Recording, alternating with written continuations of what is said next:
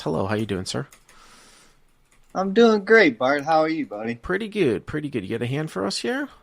Yeah. So I'm a recreational player. Been playing a long time, so forgive me if I don't get all the up-to-date verbiage of No, no ranges, worries, all man. fun stuff. So I was at the Club 52 in Melbourne, Florida. So, Melbourne, Florida, and Yeah, what's Melbourne, Florida. It's an old dog track. I went there to play PLO, so I had PLO money in my pocket. I'm a rec player, and they had a promotion that day. $1,200 every half an hour uh, for high hand. Winner of the high hand gets 500. The rest of the table gets 100. So it packed the place. But there was no PLO because it was a hold'em promotion. So I sit down at 2-5 match the stack, and eventually some really big stacks, and I'm I'm winning. So I change it up because there was a lot of scared money at the table. I felt like so I started just really being aggressive and being wide with my raises pre-flop to try to create action with some what it's eight-handed. So it was like six of the players were scared money, and I didn't even think could afford to have the chips they had in front of them. hmm But there was one good player. So I just opened up my range and started going 125 every time I raised. So middle position to the button. If I'm coming in, I'm entering the pot for 125. Jesus? And how deep are you? I had 1,000 in front of me. Jeez, And it was 125 kind of sounds like a back, Texas so game. it was like late. It was late in the night. Yeah, it was late in the night, right? So the stacks were really big, and but nobody wanted to gamble, and it was like they were all hanging on to this money like it was their rent money or something. And I'm like, well, okay, I'm about to change this because there was one player that was a good player. He might have been a pro, but he definitely was a guy that he three bet me a couple of times when I made it 125 and I laid it down. So I just opened it up, right? I just decided let's get some blood out here. Okay. So there's three callers for $5. I make it 125 on the button with King of Clubs, 10 of Diamonds. 125 with King of Clubs, 10 of Diamonds. But by the way, even if there weren't limpers, you would have made it 125. Correct. Which I was doing. And here's how you know they're bad players at the table. This is a sign for, and like maybe this is old school, but when people complain about how much you bet, they're bad players. Like, what do you mean? This is no limit. I can bet whatever I want. Like, what's the problem? But I literally had people like, why are you always making 125? Like, what? You're going to go broke and stuff like that. And to me, that's like you're giving away the fact you can't afford to lose the money in front of you. Well, and I just want to, I want to play devil's advocate with you, Rich. I mean, that can certainly work, at tables that don't know how to counter that. Theoretically, the reason why you don't want to make it so large, of course, in no limit here, and probably where like 25 or 30 would accomplish the same thing, is that you're actually risking too much money to win too little. Meaning that if, let's say you were opening 30% of your hands at 125, the rest of the table can literally probably just play aces and kings and they'll show a profit against you. Right, but they're all bad players, so they're not three betting me with anything, right? They're not making me pay for anything Well, because any kind of they don't even have to, but they don't have to three bet a wide range. They can just take like aces and kings and three bet, yeah, they're bad players. I mean, when you see what happens, right? When I get five callers to the flop, right? Like why? How they're just all bad players. Okay, so you go to 125 on the button. Yeah, Yep. I go to 125 on the button, and I get five ways to the flop. So Five ways? Five ways. So what is small blind calls, big blind calls, villain calls. One and more the person lipper, calls.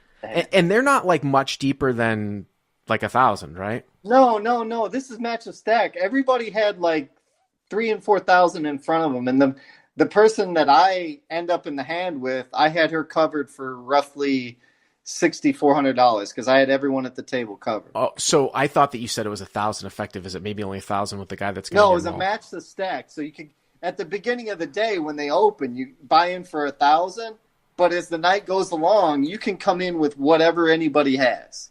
Okay. So it's a match the stack. So I'm going to put like 5,000 effective then. All Something right. like that. Okay. All right. Okay. Yeah. So yeah, King 10 of Diamonds, small blind calls, big blind. So there's five ways to the flop. Flop comes King of Spades, Jack of diamonds, 9 of diamonds.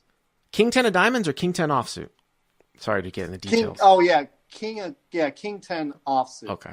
So king of clubs, 10 of diamonds. Got it. Okay. And so the flop comes king of spades, jack of diamonds, 9 of diamonds. Okay. Mm-hmm. So I flop top pair with straight draw, a gut shot, and a backdoor diamonds. Yep, you do. So that's an okay flop for me. It definitely hits me more than it hits anybody, but it checks through to me. I bet 235, and this just tells you how bad the table is. I get one caller. Do you remember the guy who called? Like where he was from? Like not where, like position. What position? Middle position. Okay, Wasn't one of the blinds. It was middle position. Okay, so now you put in 470. It looks like the pot maybe like 11, right around 1200. Just one thing about the flop, I would say here too, and it just reminds me like Texas games, right? So if you were sort of in a more traditional game, I would say, in the sense that maybe people weren't that wide. I mean, it's insane, right, that all these people would call. I would consider checking back some of the time here, because this does hit like a lot of limpers and a lot of field callers and things like that. And to be honest with you, I might check back here a lot. Now, with that being said, the lower stakes that you go or the looser the people are, the more you just actually want to get value early. And I actually don't mind a small bet. I mean, it's a little bit extreme when there's like 5-way action here with King 10.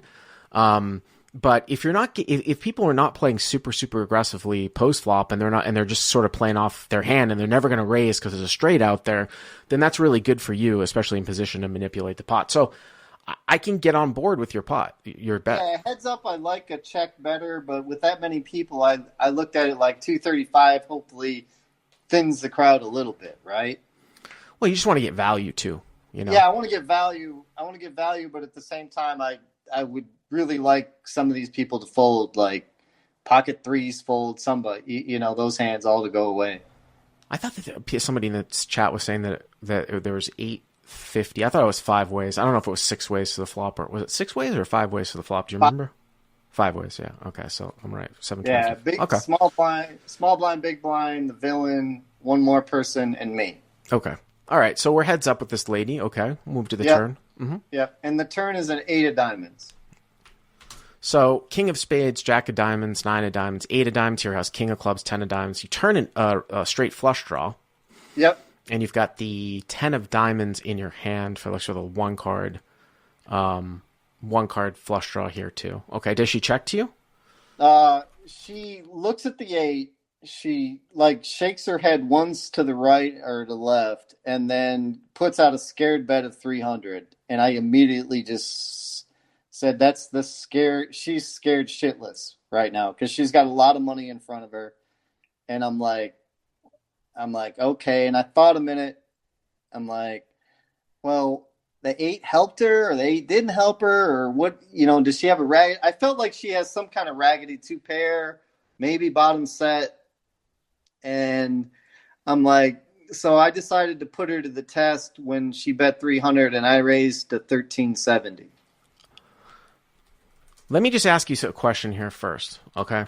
Okay. So what if she checked? What would you have done? If she checks, I take the free card. Okay, I actually like. Because she could be laying a trap. She could have diamonds. Yes, she could have a lot of hands that really mess me up. And if she wouldn't, even if she shakes her head and checks, I'm still wanting the free card. But when she bets 300, I'm like, well, what does that bet do? There's over 1,200 in the pot. Like, what are you thinking here? I like that. I really do like that's just a scared bet. That's asking to get raised. Well, here's the thing. Let's go back to if she checked. I mean, I think this is kind of important here too, in the sense. I mean, I know what you're trying to do. We'll talk about that in a second. But I think that this was a really good spot for you to check back if she checks, because when you take a look at what her sort of flop calling range is, and now the turn comes out, obviously Queen 10 is already out there, but front door diamonds, and you're behind already like to King Queen, unless these players are so bad where you can make a case that like she's going to continue to call here with like Queen Jack or Jack 10 on the turn, or like has king 4 suited or something like that. In general, I would actually like a check back on the turn. So let's see, talk about what you're doing here. So what you're saying is that you sort of just want to put, you're playing, I put you up as 5,000 effective. Maybe you're a little bit deeper. I don't know. But you just think it's a scared bet that she doesn't have a flush. Did you ever think she's leading out here with a flush? No, because she would have check raised me on the flop if she's got a draw maybe, or to me also I take that back. If she's got a flush, she's not going to bet 300. Okay, she's going to bet 800 or the pot, or why just bet 300 if you have a flush? Do you get on board with me though that she's probably not like check calling like king queen here on the turn? Yes. So she probably has at least 2 pair plus. I would think. I mean, it's just gutsy. It's kind of, I mean, I know you have a boatload of equity and stuff, and it's just kind of gutsy. I mean, obviously it sounds like you are traditional. I don't know if you're a little bit of an older guy or what, but it sounds to me like you like to splash around, right? Like you're splashing around here. I'm a recreational player. Yeah. And also because she put the scared bet on her, I'm also setting up to put her to the test on the river if I have to. Sure, I get that. I'm just going to put a counter to you though, Rich, and maybe they're not reacting to you correctly. Just by the way that you're sort of talking about the hand and your enthusiasm and making it 125, it kind of sounds to me like you're kind of a laggy player. And my question would be then, like, are these people bet folding like 2 pair to you, or they're like, I'm not going to fold to this guy's fucking maniac? You know what I mean? I think that's what I was trying to induce, was they're not going to fold to me because I'm a maniac, and I'm really not. I know how to hit a lot of gas. I know how to stomp a lot of brake. I'm not this maniac player. Most of the time I'm not. It's just I saw scared money. I wanted to gamble. And it's like, okay, let's stomp some gas. Let's see what happens. I've been playing all day. I was ahead. I was like 1,500 ahead. And I'm like, okay, let's gamble. So did she call? Oh, yeah, she called. Oh, okay. So she calls. And now, boy, I don't know if you think maybe she still has 2 pair here. But again, the 8 doesn't change a whole lot, though, too, in terms of like 2 pair. It's interesting that she takes this lead on the turn, because a lot of times, like, you won't see people who are playing against like loose, aggressive players like lead with a hand like king queen with the queen of diamonds. Now all of a sudden, something like that. That's why it was such a scared bet. She just didn't know what to do. She was really kind of an experienced player and needs to. She really needs to find her game. She's definitely she's a losing player too. I can see it from the couple of times I've played with her. She's not going to be a winning player. So according to my calculation here for some 27, it looks like it's right under 4,000 now. Now, if you guys started with 5,000, maybe you started like a little bit deeper, but you've got at least 3,000 left. I don't know if you have about 1 pot size bet or what in the stack. Yeah, I know my last bet was 4,500 on the river. I know that. Okay, so maybe she's 5.5 effective. Okay. Yeah. I'll edit that out I'm going to edit that out for the best of, because believe me, this is going to make a best of. All right, so what's the river here? The river is a queen of spades. Queen of spades. So you make a straight. Yep, and I make the straight. Yeah. I make the good end of the straight. So, the good end of the straight as opposed to what? Well, no, I don't make the good end of the straight. No, I don't make the good end of the straight. Well, ace 10 beats you, right? Yeah. But I mean, that's just a gut shot. Any 10 is a straight. I wouldn't say that's the bad end of a straight, but yeah. So, okay. So you make a straight, yeah. And this is the part of the hand I almost just threw up because I really made a mistake. So she checks and she's scared, and I know my straight is good, and so I jam. So before you tell us what happens here, though, so you think your straight is good because you don't think she has a flush, right?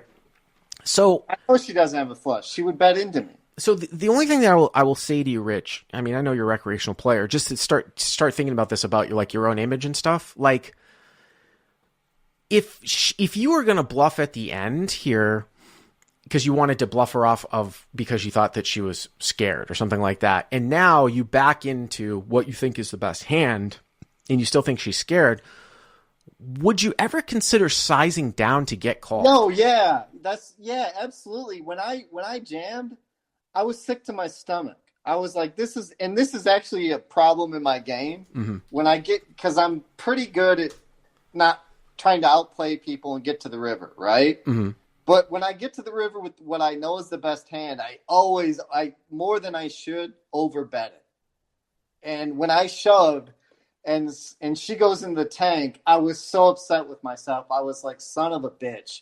I could have put 2,000 out there. I could have put if I don't get paid here, like, what was I thinking? I hated this bet. I personally, Rich, I mean, you seem to think that you have a really, really good read. I still think she might have some flushes here too, which would again also lend itself to probably a smaller bet being more efficient because then when you go larger, here, she's just a bad player, and just watching her, she's too predictable, right? She's just a very predictable player, and so I'm playing the player on this hand. Right, but what if she had like 5-6 of diamonds and bet the turn, and you raised her and she called? Like, you don't think she has 5-6 of diamonds here? Then I pay her off and I pull out more money.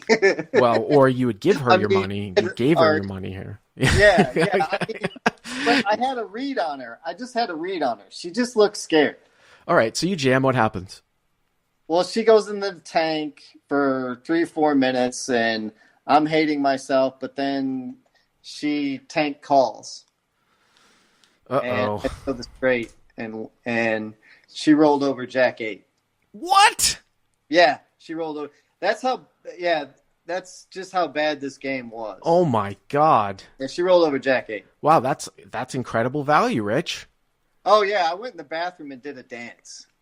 But I have to say though, to take away from this though too, it seems like you are correct in the sense of that these people, like, they're not going to believe you because you're splashing around. So I would go back to, I don't know if you heard, I think it was the first caller or something like that, or one of these guys where I was like, well, if they call you a Jack 8 and they're going to call you down with like bottom 2, then I think it would be a huge mistake to bluff your entire stack if the river was a deuce, because she's going to call you a Jack 8.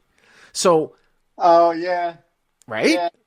Yeah, so like, okay, if you improve and you make your hand, then you could jam super thin. But then if you're gonna bet no matter what, you gotta wait for the river card and try to figure out what the hell you're gonna do, right? That's a great problem. That's a great point, Bart. Because I like to have fun. I'm a rec player. I like action. Yeah, that's all good. And you're right there. I mean, the whole idea behind. Yeah, I should. If I don't get there on the river, I should definitely just check and just see where. And hope I'm a winner. It's just one of these things where, like, somebody calls you. I mean, it's not like you just called the turn. You raised the turn, she called, and it's like, wow, like maybe she's holding on to something. You know what I mean? Something like that. You're definitely right about that. I do see where I have found the felt a few times, thinking I'm good when I'm not. No problem, Rich. I really appreciate it. Thank you very, very much for the call. It was enjoyable. Thanks, Bart. All right, awesome. Yeah,